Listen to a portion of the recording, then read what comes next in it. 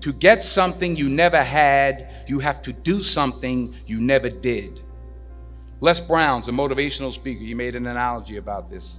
He says, imagine you're on your deathbed, and standing around your deathbed are the ghosts representing your unfulfilled potential. The ghost of the ideas you never acted on, the ghost of the talents you didn't use. And they're standing around your bed, angry, disappointed, and upset. They say, we came to you because you could have brought us to life, they say. And now we have to go to the grave together. So I ask you today, how many ghosts are going to be around your bed when your time comes?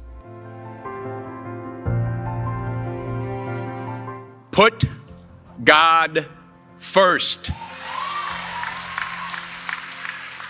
Put God first in everything you do.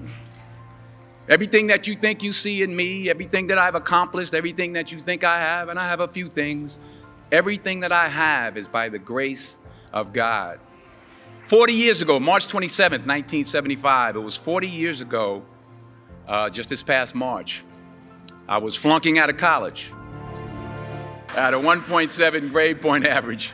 I was sitting in my mother's beauty parlor, and I'm looking in the mirror, and I see behind me this woman under the dryer.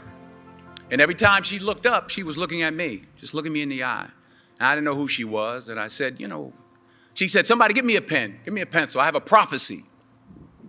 March 27, 1975, she said, boy, you are gonna travel the world and speak to millions of people.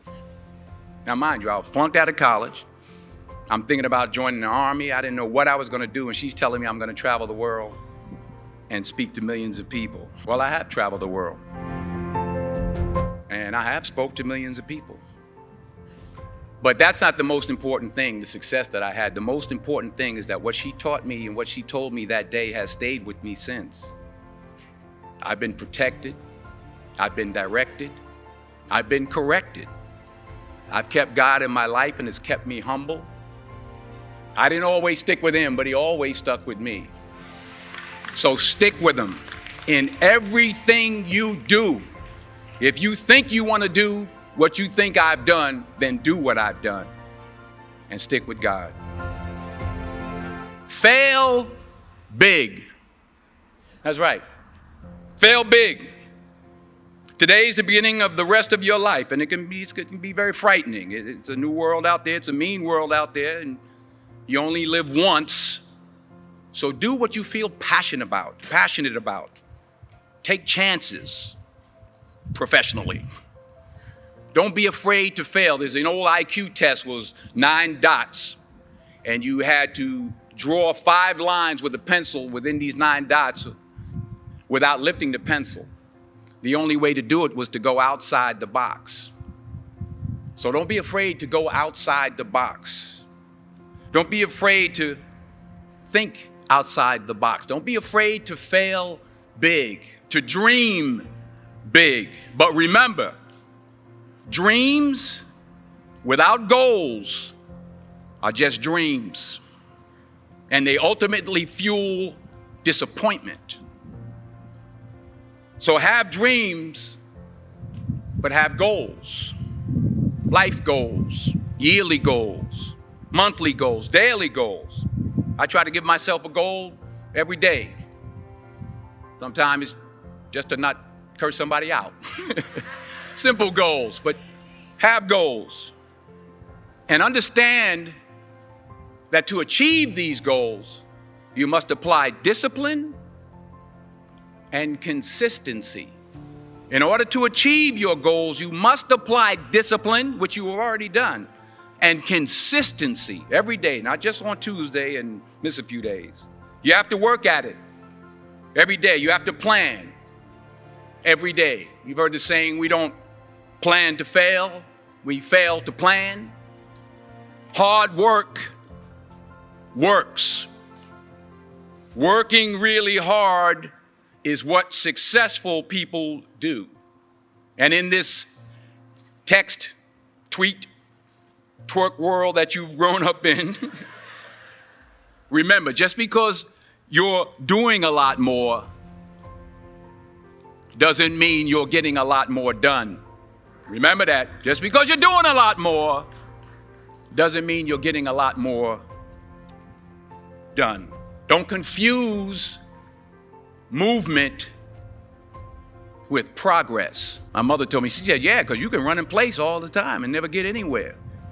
So continue to strive, continue to have goals, continue to progress. You'll never see a U-Haul behind a hearse. I'll say it again. You'll never see a U-Haul behind a hearse. I don't care how much money you make, you can't take it with you. The Egyptians tried it. They got robbed. That's all they got. You can't take it with you. And it's not how much you have. It's what you do with what you have. We all have different talents. Some of you will be doctors, some lawyers, some scientists, some educators, some nurses. The most selfish thing you can do in this world is help someone else. Why is it selfish? Because the gratification, the goodness that comes to you, the good feeling that I get from helping others, nothing's better than that. Well, one or two things, but nothing's better than that. Not jewelry, not big house I have, not the cars, but it's the joy. That's where the joy is, in helping others. That's where the success is, in helping others. Finally, I pray that you put your slippers way under the bed tonight, so that when you wake up in the morning, you have to get on your knees to reach them. And while you're down there, say thank you for grace. Thank you for mercy. Thank you for understanding. Thank you for wisdom. Thank you for parents. Thank you for love. Thank you for kindness. Thank you for humility. Thank you for peace. Thank you for prosperity. Say thank you in advance for what's already yours. It's how I live my life. That's why I am, one of the reasons why I am today. Say thank you in advance for what is already yours. True desire in the heart for anything good is God's proof to you, sent beforehand to indicate that it's yours already. I'll say it again. True desire in the heart, that itch that you have, whatever it is you want to do, that thing that you want to do to help others and to grow and to make money, that desire, that itch, that's God's proof to you, sent beforehand already to indicate that it's yours. And anything you want good, you can have. So claim it. Work hard to get it. When you get it, reach back. Pull someone else up. Each one, teach one. Don't just aspire to make a living.